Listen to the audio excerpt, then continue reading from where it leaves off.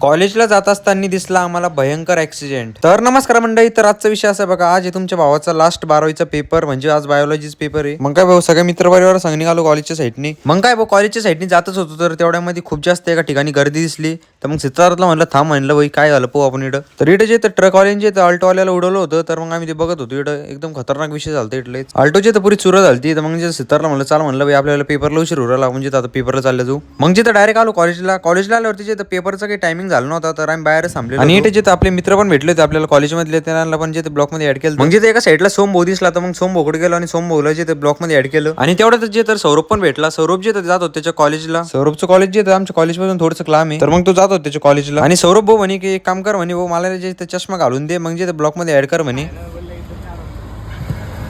आता घेऊ का ब्लॉग मध्ये? आता मी त्या दिवशी तर टाकून दिलं मग काय भाऊ, आलो कॉलेजच्या गेटच्या बाहेर. आणि इथे आपल्याला महेश भाऊ पण भेटले होते. आता जे पेपरचं टायमिंग होतं चालतात. तर मग आता जायचं होतं आम्हाला पेपरसाठी कॉलेजमध्ये. तर मग पेपर देऊन जे आलो बाहेर. तर आजच्या पेपरचा विषय लय लयच खतरनाक होता. आजचा पेपर जे लयच आवड गेला खतरनाक. तर मग आता जायचं होतं घरी. तर आजच्या मिनी ब्लॉग मध्ये एवढंच, बाय.